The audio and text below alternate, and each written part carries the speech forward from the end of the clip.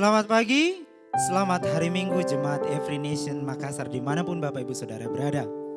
Apa kabarnya? Saya percaya bahwa kita semua dalam keadaan yang baik dan dalam lindungan Tuhan yang Maha Kuasa. Kami juga menyambut Bapak Ibu Saudara-saudari yang baru pertama kali hadir bergabung dalam ibadah online kami. Jemaat Every Nation ada untuk menghormati Allah dan menjadikan murid. Mari kita siapkan hati kita akan menyembah Dia sebab Dialah adalah Allah yang kudus. Firman Tuhan mengatakan, kepada Tuhan, hai suku-suku bangsa, kepada Tuhan sajalah kemuliaan dan kekuatan. Berilah kepada Tuhan kemuliaan namanya. Bawalah persembahan dan masuklah ke pelatarannya. Sujudlah menyembah kepada Tuhan dengan berhiaskan kekudusan. Gemetarlah di hadapannya, hai segenap bumi. Mari kita memuji dan meninggikan Dia.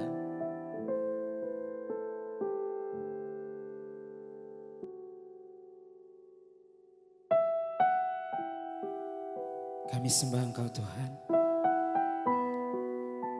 sebab Engkau adalah Allah yang kudus, yang layak untuk kami tinggikan.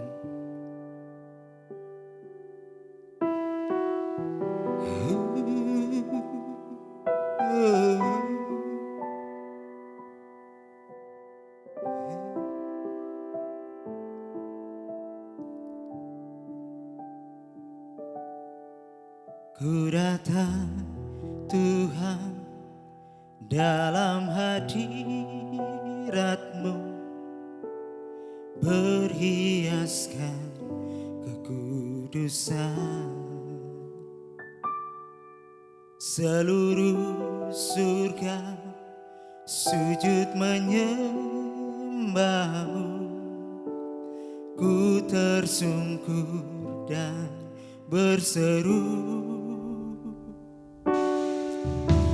Datang Tuhan dalam hadirat-Mu, berhiaskan kekudusan.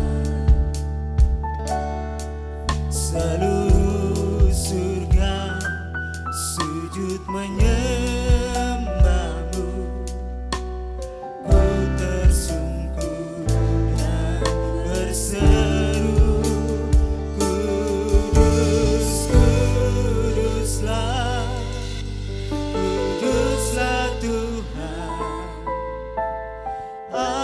Semesta alam, kudus, kuduslah,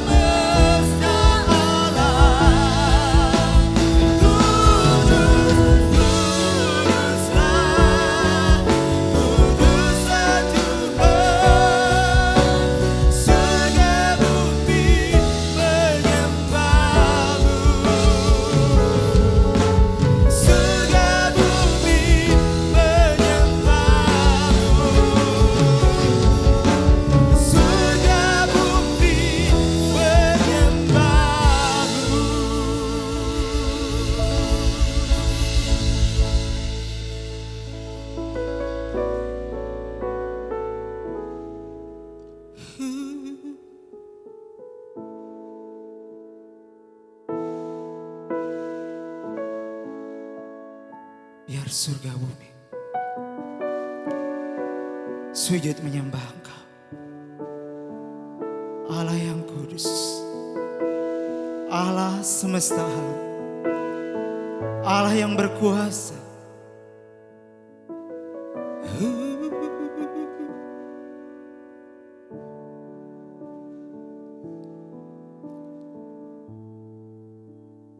Kudus, kuduslah, kuduslah Tuhan, Allah semesta alam. Kudus, kuduslah, kuduslah Tuhan. Surga bumi menyembah-Mu, surga bumi menyembah-Mu, surga bumi menyembah-Mu.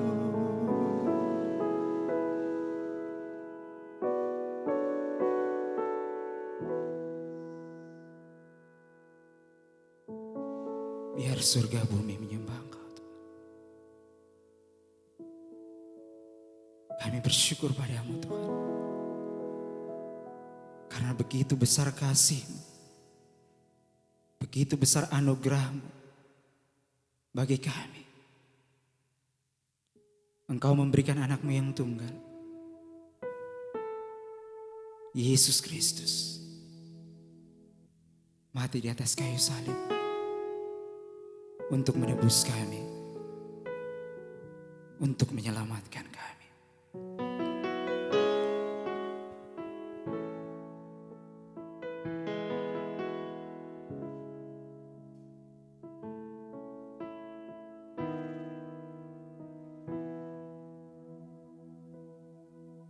Bukan so loved the world that He gave His only Son. Whosoever believes will not perish, they shall have eternal life. For God so loved the world that He gave His only Son. Whosoever believes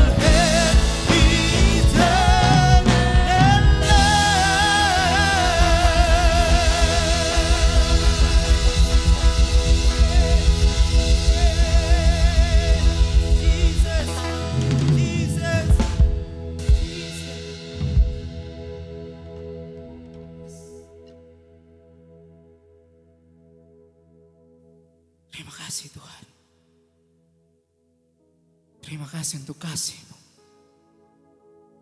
untuk anugerah-Mu yang Kau berikan bagi kami di dalam anak-Mu Yesus Kristus. Sehingga kami yang seharusnya mati, kami yang seharusnya dimurkai oleh karena dosa dan pelanggaran kami, kini memiliki pengharapan untuk hidup bersama-sama dengan Engkau di dalam kekekalan.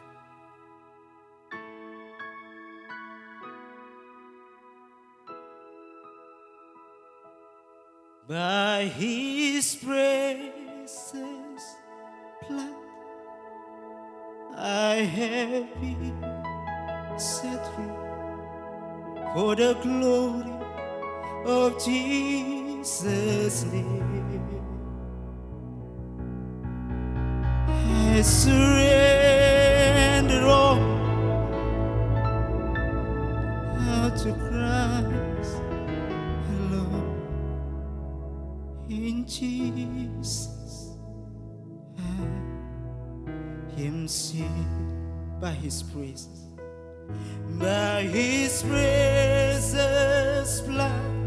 I have been set free for the glory of Jesus' name. I surrender all now to Christ alone. In Jesus, I am saved by His presence, by His precious blood. I have been set free for the glory of Jesus' name. I surrender all now to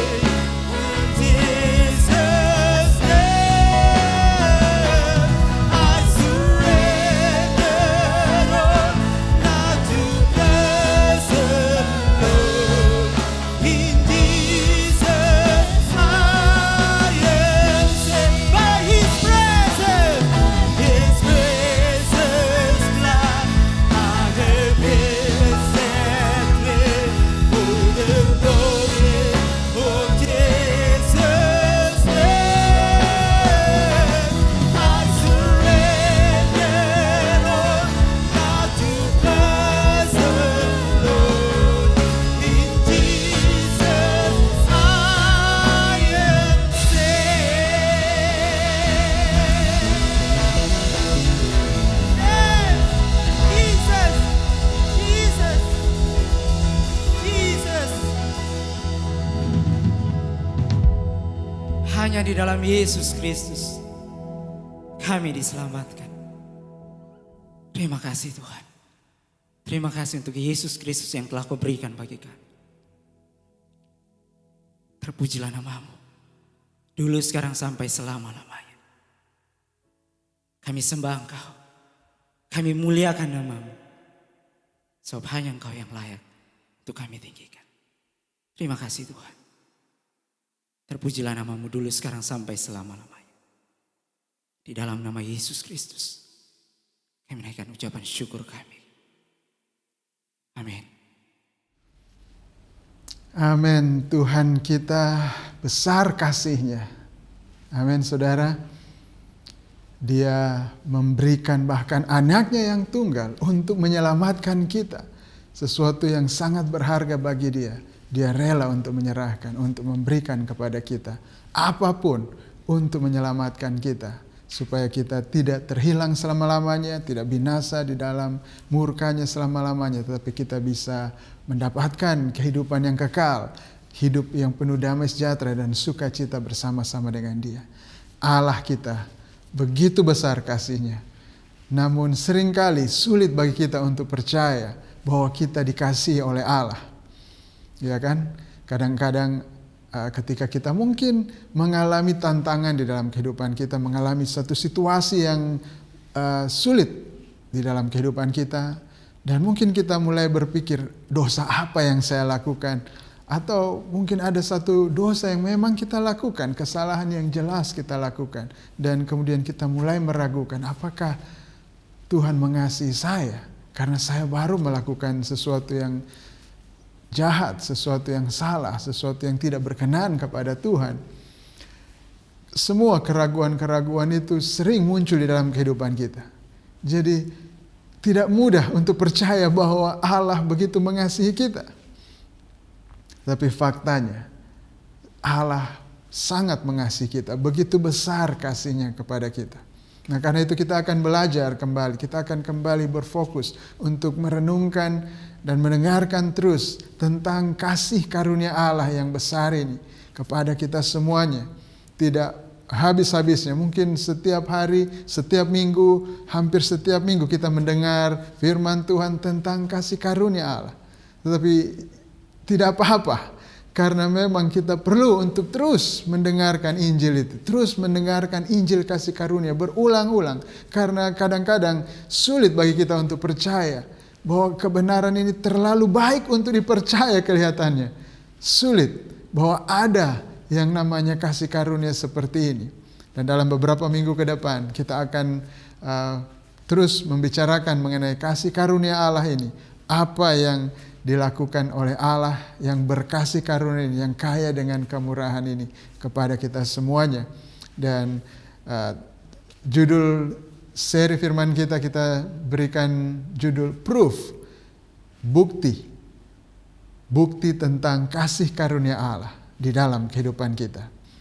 Jadi Bapak Ibu yang saya kasih dalam Kristus, kita akan mulai dengan seri pertama pada hari ini. Dan teks kita untuk yang seri pertama ini adalah dari Yohanes pasal 1 ayat 14 sampai dengan 18. Dan ini kita akan berbicara tentang cerita dari anugerah Allah ini. History, ceritanya Allah yang beranugerah ini. Mari kita sama-sama membaca Yohanes pasal 1 ayat 14 sampai 18. Firman itu telah menjadi manusia dan diam di antara kita, dan kita telah melihat kemuliaannya, yaitu kemuliaan yang diberikan kepadanya sebagai anak tunggal Bapa, penuh kasih karunia dan kebenaran. Yohanes memberi kesaksian tentang dia dan berseru, katanya, inilah dia yang kumaksudkan ketika aku berkata, kemudian daripada aku akan datang dia yang telah mendahului aku, sebab dia telah ada sebelum aku. Karena dari kepenuhannya kita semua telah menerima kasih karunia demi kasih karunia.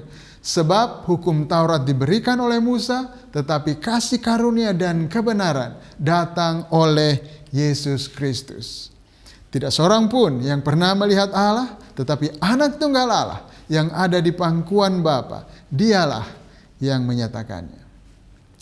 Mari kita berdoa sebelum kita membicarakan firman Tuhan ini. Oh, sungguh besar anugerah-Mu Tuhan. Sungguh besar kasih-Mu kepada kami semuanya. Melampaui dari apa yang pernah kami saksikan di tempat lain. Jauh dari apa yang kami lihat di sekeliling kami. Dan karena itu seringkali sulit bagi kami untuk percaya kepada kasih karunia-Mu yang besar ini. Karena itu kami minta kepadamu Tuhan, saat ini kiranya Roh Kudus yang membuka pikiran kami, hati kami, supaya kami bisa melihat kemuliaan Allah yang begitu terang, khususnya di dalam kasih karunia-Nya. Kasih karunia-Nya yang ajaib ini.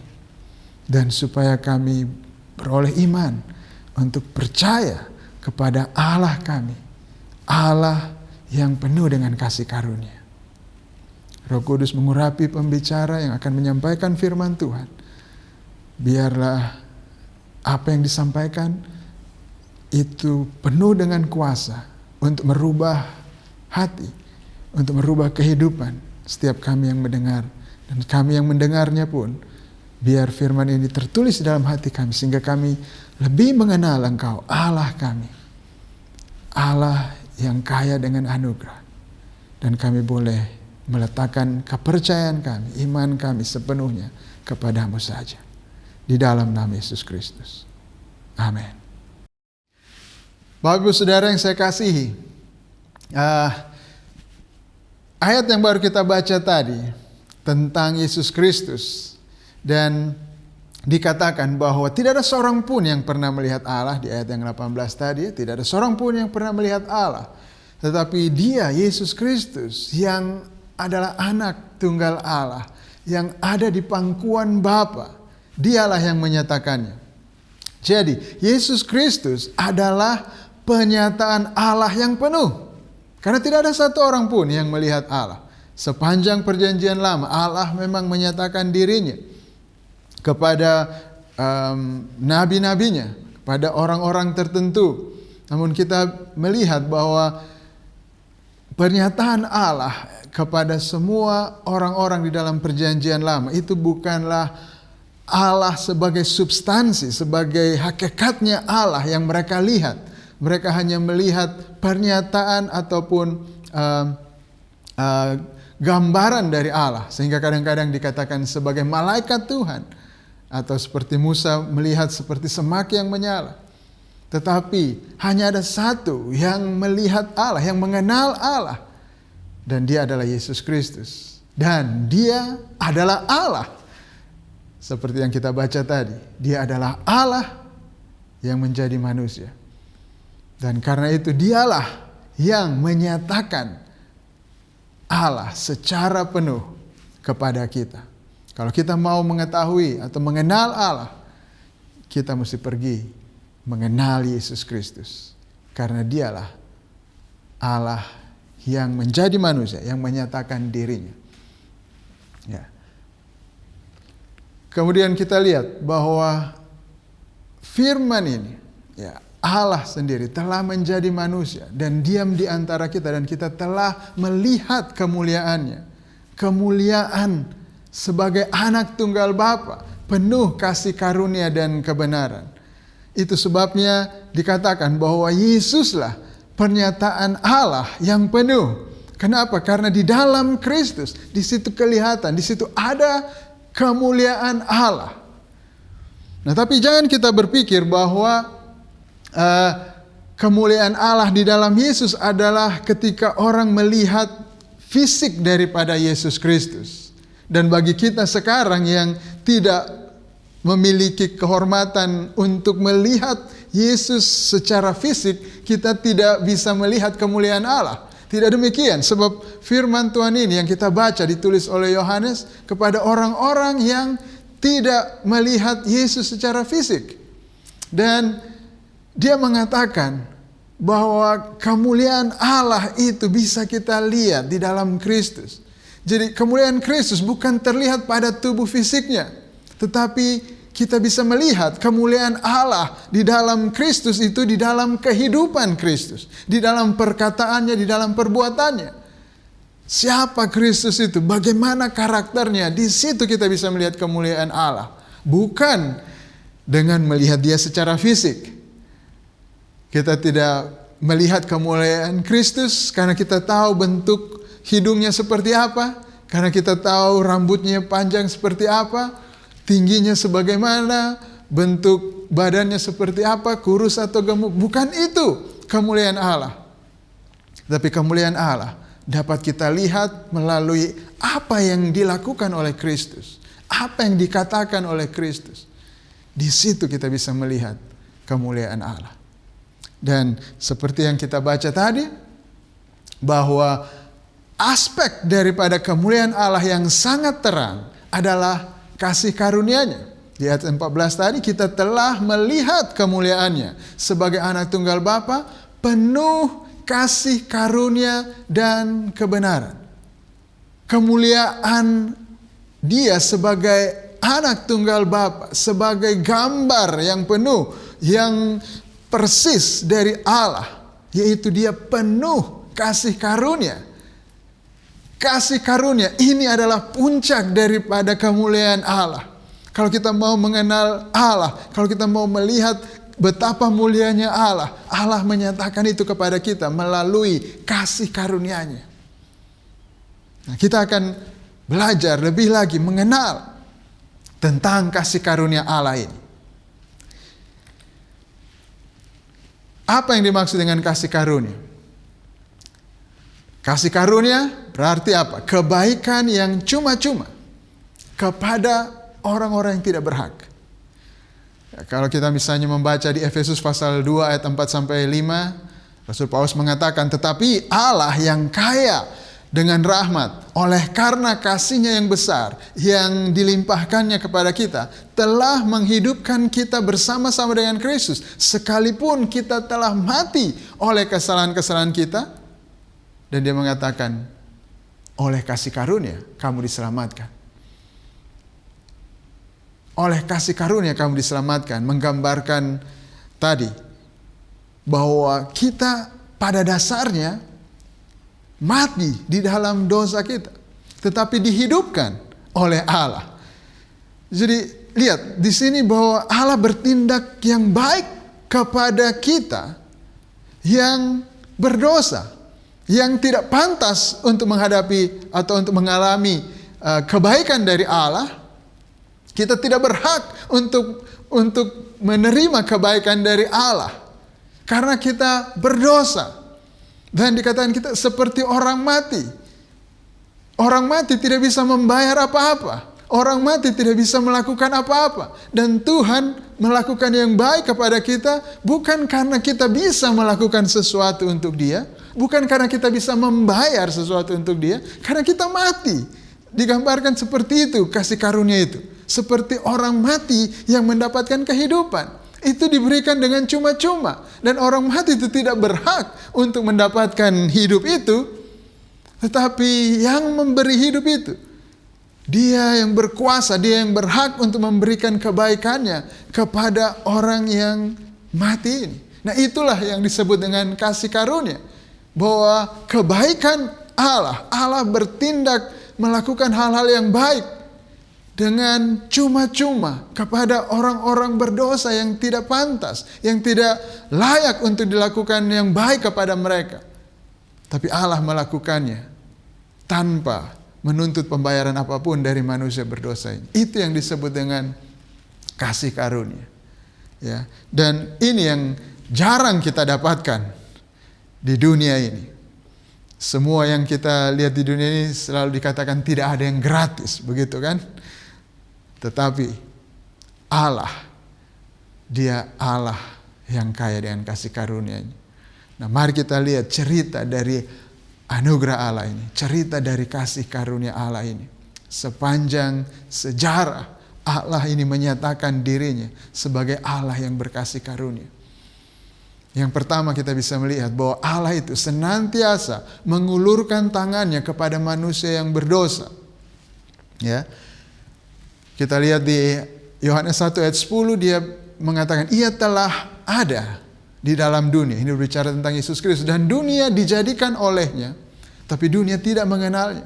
Nah, kalau kita kembali mulai dari kisah penciptaan bahwa Allah yang menciptakan dunia dan segala isinya dan termasuk manusia, ciptaannya yang khusus, yang diciptakan di dalam rupa dan gambarnya, yang bisa berhubungan dengan Dia, yang bisa berespon kepada Dia. Dan apa yang terjadi ketika Tuhan telah menciptakan manusia yang begitu penuh dengan kehormatan, ya, karena diciptakan di dalam rupa dan gambarnya, dan Allah menempatkan di dalam taman yang begitu indah. Tuhan memberikan hal-hal yang baik kepada mereka, dan sebagai ciptaan manusia ini bertanggung jawab kepada Tuhan karena memang sudah sepantasnya demikian, dan mereka seharusnya menuruti kehendak Tuhan. Mereka seharusnya memuliakan Tuhan, mereka seharusnya menyembah Tuhan, mengasihi penciptanya dengan segenap hatinya. Namun apa yang terjadi? Kita tahu cerita tentang nenek moyang kita Adam dan Hawa, bahwa mereka tidak taat. Mereka melawan Tuhan. Mereka tidak mengasihi Tuhan. Dan setelah mereka melanggar firman Tuhan, mereka makan buah terlarang itu, mereka sadar bahwa mereka telanjang. Mereka sadar mereka telah melakukan kesalahan. Dan bukannya mereka datang kepada Allah, mereka justru lari daripada Allah. Mereka bersembunyi dari Allah. Dan saudara, apa respon Tuhan terhadap orang yang dia sudah ciptakan dan dia berikan yang baik, tetapi kemudian mereka tidak melakukan apa yang dia kehendakinya. Mereka bahkan memberontak kepada dia. Apakah dia langsung menghabisi mereka? Ternyata tidak. Justru sebaliknya, Adam dan Hawa bersembunyi dari Tuhan, tapi Tuhan mencari mereka. Tuhan mengulurkan tangannya untuk menjangkau mereka. Adam, di mana kamu? Karena Tuhan mencari mereka. Dan memang konsekuensi dari dosa, konsekuensi dari pemberontakan Adam dan Hawa adalah kematian. Tetapi Tuhan tidak langsung bahkan memberikan kematian kepada mereka. Tidak langsung menghukum mereka dalam murkanya yang adil dan membinasakan mereka. Tidak. Memang akhirnya mereka mati akibat dari dosa. Tetapi Tuhan tidak langsung membunuh mereka. Tuhan bahkan menjanjikan juru selamat bagi mereka. Tuhan menjanjikan akan ada yang memulihkan kondisi mereka yang sudah terhilang itu. Yang sudah salah, yang sudah celaka itu. Tuhan lagi-lagi menunjukkan, dari awalnya Tuhan sudah menunjukkan betapa Dia adalah Allah yang beranugerah. Namun apa yang terjadi dengan manusia, bukannya mereka bersyukur akan anugerah Tuhan, tapi kita melihat dalam sejarah mereka justru semakin jahat, semakin jahat, semakin jahat. Dan itu memedihkan hati Allah dan membuat Allah menghukum mereka. Tapi lagi-lagi Allah tidak menghukum semuanya, menghancurkan semuanya, membinasakan mereka semuanya.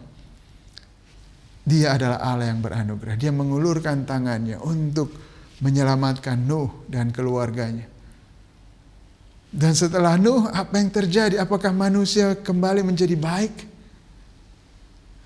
Manusia menghormati Tuhan, menyembah Tuhan? Tidak. Kembali lagi mereka tidak mengenal Allah. Mereka menyembah Allah-Allah lain. Dan di dalam situasi yang seperti ini, di mana begitu banyak orang yang menyembah ilah-ilah lain, yang tidak setia kepada Allah yang benar, yang Sang Pencipta ini, Allah bukannya menghabisi mereka, tetapi kembali lagi Dia mengulurkan tangannya kepada mereka. Dia datang menyatakan dirinya kepada seorang yang bernama Abraham. Abraham seorang penyembah berhala, dan Allah menyatakan dirinya kepada Abraham, memanggil Abraham untuk menyelamatkan dia, untuk memberikan janji kepada Abraham bahwa oleh dia segala bangsa di bumi akan diberkati, oleh keturunannya segala bangsa di bumi akan diberkati. Dan lagi-lagi kita melihat Allah yang berkasih karunia ini. Dia menepati janjinya. Abraham dibuatnya menjadi satu bangsa yang besar. Abraham tidak punya anak, istrinya mandul, namun Allah berjanji bahwa keturunannya akan seperti pasir di laut. Dan kita melihat Allah memenuhi janji itu, dan janji itu ada pada bangsa Israel. Dan bangsa ini menjadi bangsa yang khusus, yang menjadi harta kesayangannya Tuhan. Tuhan melihat mereka, Tuhan menjaga mereka dengan khusus. Dan ketika mereka terancam oleh kelaparan, Tuhan menyelamatkan mereka. Nenek moyang mereka, mulai dari Yakub dan keluarga Yakub, Tuhan menyelamatkan mereka dari bahaya kelaparan dengan memilih Yusuf, salah seorang anak dari Yakub atau Israel. Dan setelah Israel diselamatkan dari bahaya kelaparan, mereka berkembang biak, mereka berbuah dan bertambah banyak di Mesir, dan bahkan membuat orang Mesir menjadi takut dengan mereka karena mereka semakin banyak. Dan oleh karena itu mereka ditindas, mereka diperbudak. Dan mereka tidak bisa melakukan apa-apa untuk melawan Mesir. Mereka terlalu lemah untuk melawan bangsa Mesir yang terlalu kuat bagi mereka. Dan Allah lagi-lagi menunjukkan kasih karunia-Nya. Dia datang kepada mereka, mengulurkan tangannya untuk membebaskan mereka dari perbudakan Mesir. Dan dengan segala perbuatan-perbuatan besar yang begitu ajaib Tuhan lakukan atas Mesir di depan mata orang Israel. Dan mereka melihat sendiri kebesaran Tuhan. Mereka melihat sendiri kekuasaan Tuhan. Dan mereka melihat sendiri bagaimana Tuhan mendukung mereka seperti di atas sayap Raja Wali. Tuhan mengasihi mereka. Tuhan mendukung mereka. Tuhan mengarahkan wajahnya kepada mereka. Tuhan peduli dengan mereka. Dia menolong mereka di dalam kesesakan mereka. Tapi apa yang terjadi dengan mereka? Apakah mereka kemudian mengasihi Tuhan karena Tuhan telah melakukan semua hal yang luar biasa itu? Tuhan melakukan segala macam kebaikan itu kepada mereka? Tidak. Mereka tetap ada keras kepala. Mereka tetap terus melawan Tuhan. Tuhan memberikan hukum-hukumnya kepada mereka, kehendaknya kepada mereka supaya mereka bisa hidup baik.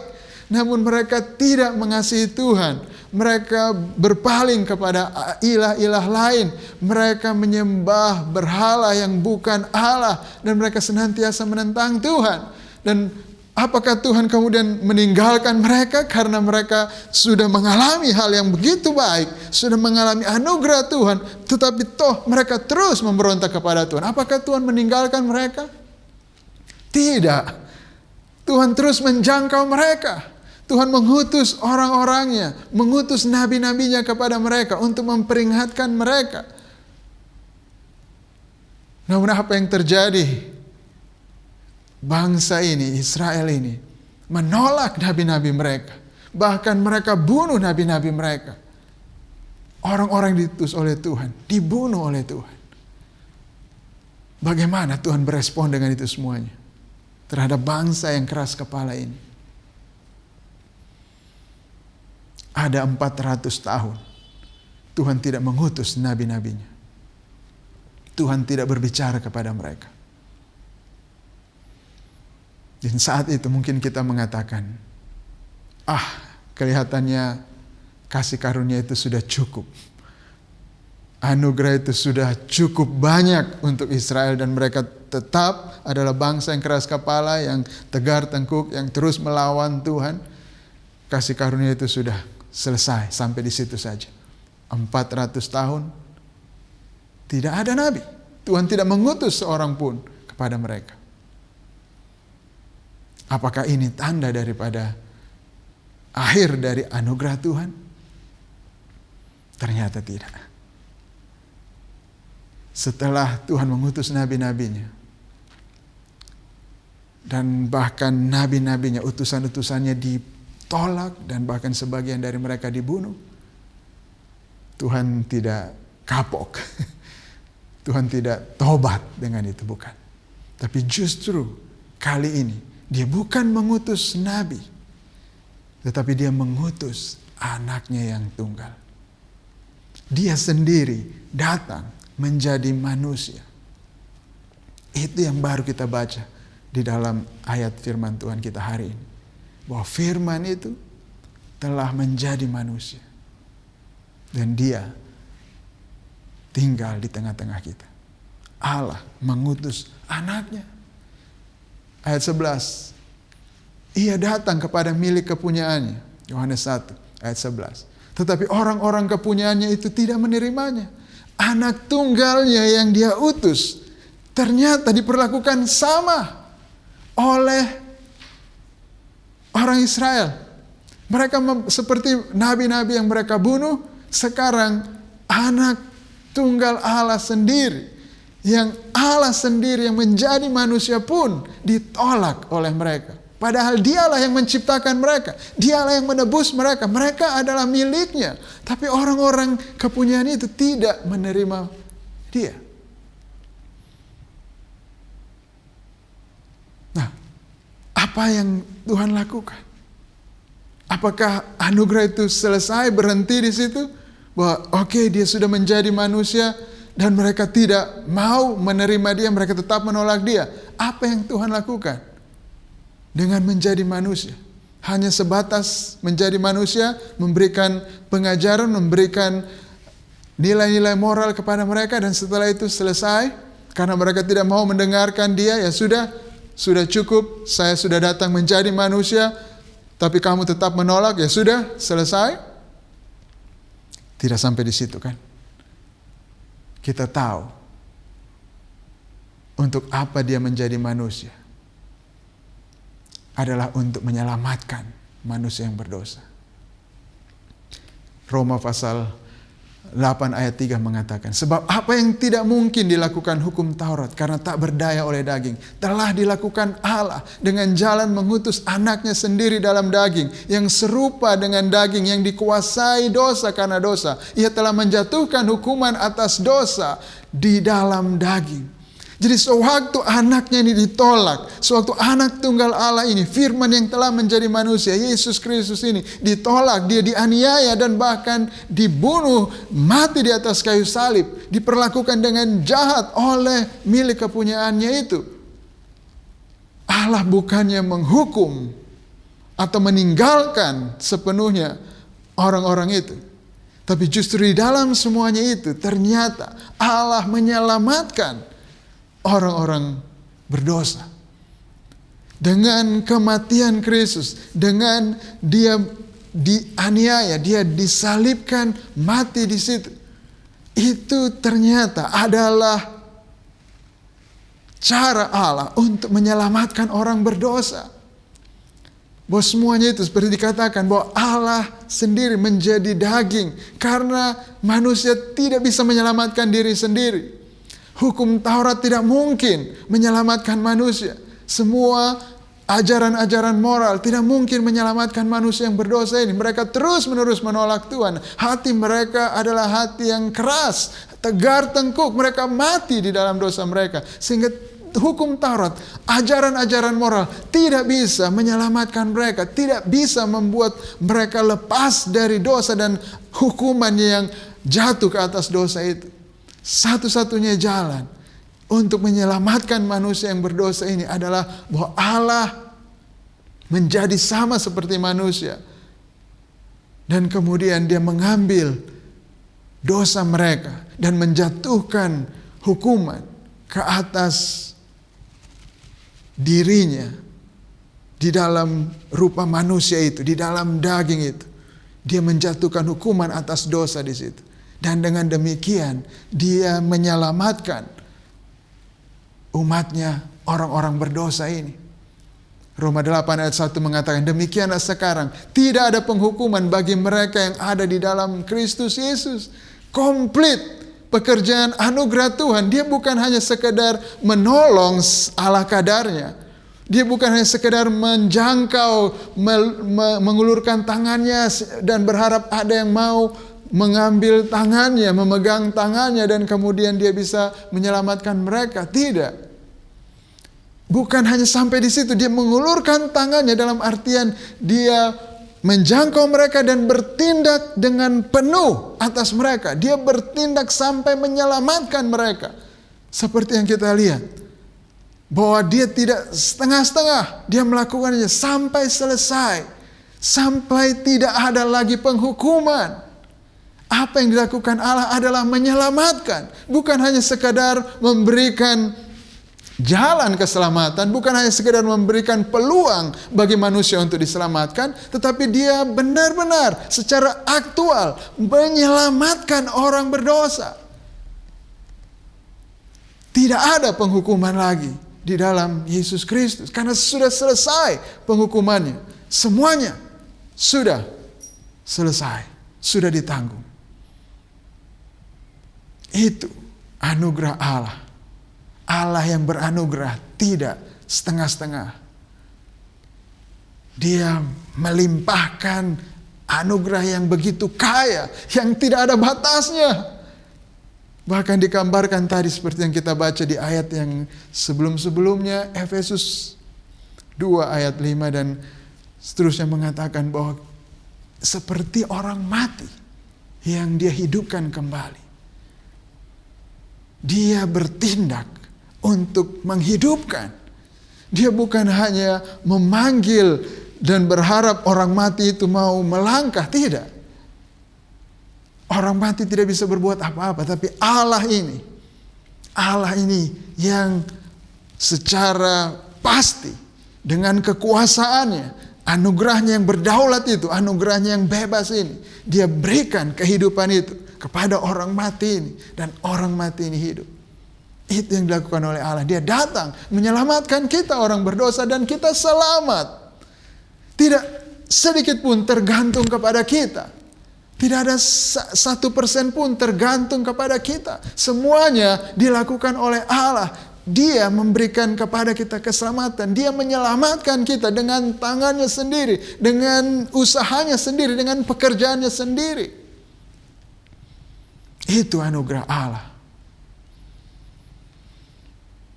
Dan saudara, apakah hanya sekedar menyelamatkan kita dan sudah selesai sampai di situ saja anugerahnya? Tidak. Di ayat 16 Yohanes 1 mengatakan, karena dari kepenuhannya kita semua telah menerima kasih karunia demi kasih karunia. Allah ini terus menerus memberi kasih karunia kepada kita. Ini Allah yang memang kaya dengan anugerah, dan sepanjang kekekalan Dia terus memberikan anugerah kepada kita, memberikan kasih karunia-Nya kepada kita. Efesus 2 ayat 7 mengatakan, supaya pada masa yang akan datang Dia menunjukkan kepada kita kekayaan kasih karunia-Nya yang melimpah-limpah sesuai dengan kebaikan-Nya terhadap kita dalam Kristus Yesus. Ini adalah tujuan dari Allah menyelamatkan kita, supaya pada masa akan datang di dalam kekekalan, apa yang akan terjadi di sana? Apakah kasih karunia sudah berhenti? Tidak. Justru sepanjang kekekalan Allah akan melimpahkan kepada kita kekayaan kasih karunia-Nya yang melimpah-limpah. Jadi anugerah Allah tidak berhenti hanya sampai pada keselamatan kita pada waktu kita bertobat, pada waktu kita mulai percaya kepada Yesus Kristus. Tapi setelah itu pun anugerahnya terus menerus. Kita hidup hanya oleh anugerahnya. Saat ini kita ada di dalam anugerah Allah. Saat ini anugerah Allah terus Dia berikan kepada kita. Kasih karunia demi kasih karunia terus menerus datang kepada kita seperti gelombang laut silih berganti. Datang anugerah terus datang di dalam kehidupan kita. Karena Allah kita memang adalah Allah yang beranugerah. Dia adalah Allah yang kaya dengan kemurahan. Itu cerita dari anugerah Allah. Dari awal sampai kekekalan. Dia adalah Allah yang beranugerah. Anugerahnya tidak pernah berhenti. Kasih karunia-Nya ini terus menerus, terus mengalir. Ini seperti mata air yang tidak ada habis-habisnya. Sepanjang kekekalan. Dan kita diselamatkan oleh kasih karunia Allah. Efesus 2 ayat 8 sampai 9. Sebab karena kasih karunia kamu diselamatkan oleh iman. Itu bukan hasil usahamu, tetapi pemberian Allah. Itu bukan hasil pekerjaanmu. Jangan ada orang yang memegahkan diri. Semuanya adalah anugerah Allah. Jadi kalau kita merasa bahwa Allah mengasihi kita tergantung performance kita, tergantung penampilan kita bagaimana. Apakah hari ini saya menaati Dia atau tidak? Apakah saya hari ini memberitakan Injil atau tidak? Apakah hari ini saya bersikap lembut kepada orang atau tidak? Alkitab dengan jelas mengatakan bahwa Allah mengasihi kita. Allah menyelamatkan kita oleh kasih karunia-Nya. Bukan karena perbuatan kita. Bukan karena usaha kita. Percayalah, Allah selalu berkasih karunia kepada kita. Mungkin sewaktu datang pikiran di dalam hati kita ya, muncul ide-ide bahwa kelihatannya Tuhan tidak mengasihi kita karena kita mungkin sedang mengalami begitu banyak kesulitan. Dan kita mungkin mengingat, aduh ini mungkin karena saya berdosa, ini karena saya melakukan ini dan itu. Dan kita ragu apakah Tuhan masih beranugerah kepada kita. Dia masih beranugerah karena anugerahnya tidak pernah habis. Jadi jangan pernah putus asa, jangan pernah mengatakan bahwa sudah kayaknya saya dengan Tuhan sudah selesai ini. Saya terus menerus bersalah, saya sudah melakukan satu kesalahan yang besar, kelihatannya tidak ada harapan bagi saya lagi. Tidak. Dia adalah Allah yang kaya dengan anugerah. Dan demikian juga kita memandang orang lain. Ketika kita melihat orang-orang yang kita kasih, kita melihat sahabat-sahabat kita, kita mungkin melihat keluarga kita, anggota keluarga besar kita, atau masyarakat kita, komunitas kita, dan kita melihat sepertinya mereka tidak tertarik dengan Allah, sepertinya mereka tidak punya hati untuk mencari Allah, dan mungkin kita berpikir, tidak mungkin mereka bisa selamat. Bagaimana mereka bisa beriman kepada Tuhan sementara tidak ada tanda-tanda bahwa mereka itu mencari Tuhan. Mereka tidak peduli dengan Tuhan. Saudara, anugerah Allah tidak tergantung dari sesuatu di luar dirinya. Apapun kondisi manusia, seberdosa apapun, dan dikatakan bahwa manusia mati di dalam dosa mereka, memang tidak ada apapun yang bisa ditawarkan oleh manusia untuk mereka bisa dapat keselamatan.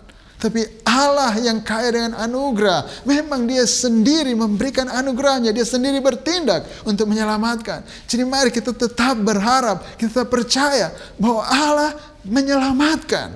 Dia bisa menyelamatkan dan Dia memang menyelamatkan, Dia mau menyelamatkan. Siapapun orang-orang di luar yang belum percaya kepada Kristus, mari kita tetap berharap bahwa kita terus beritakan Injil. Tidak ada yang mustahil.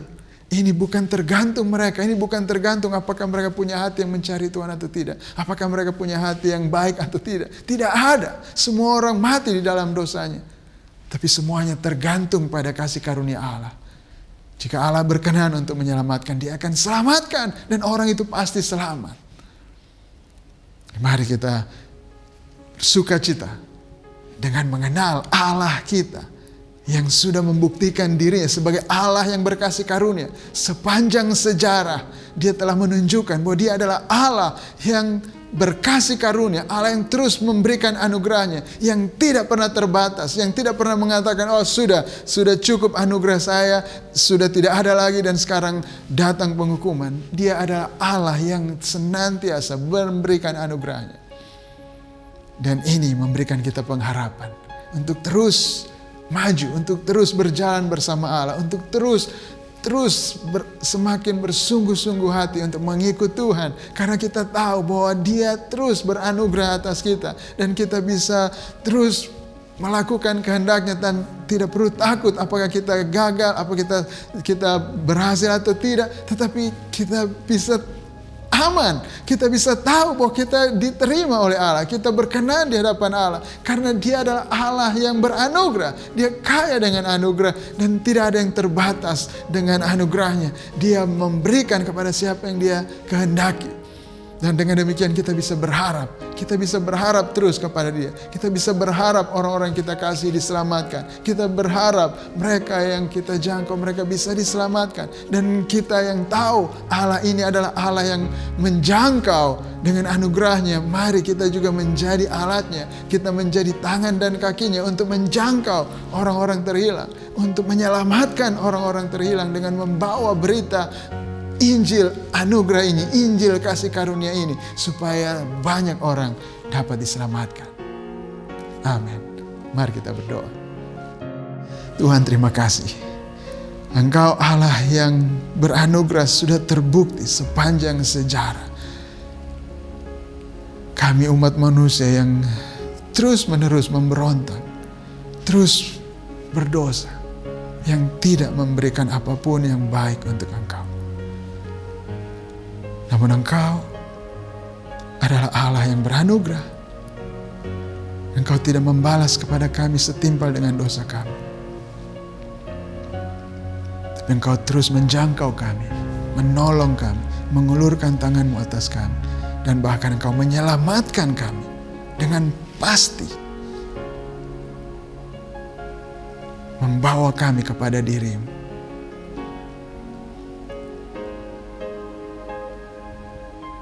Menjadikan kami milik kepunyaan-Mu sendiri.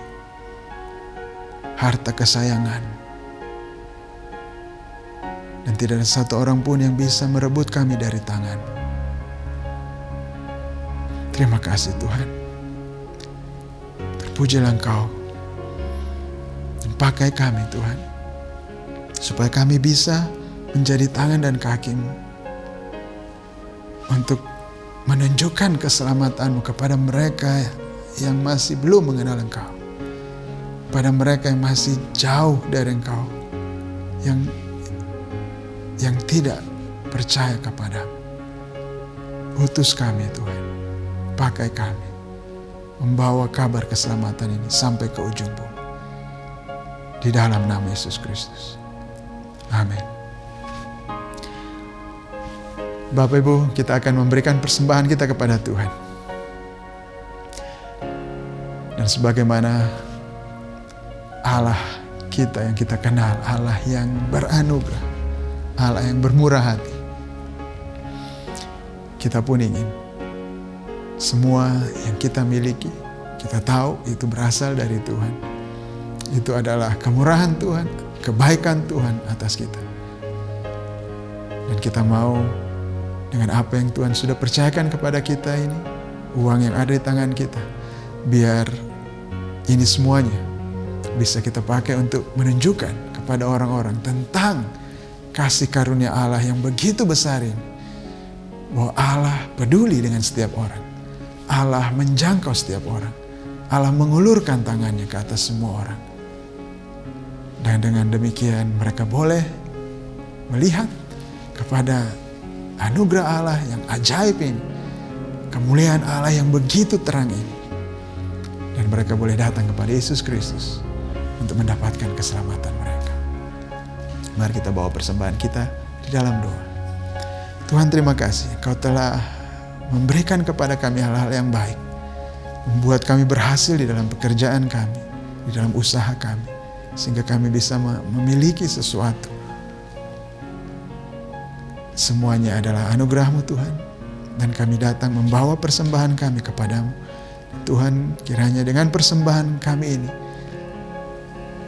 anugerah-Mu semakin dikenal oleh orang.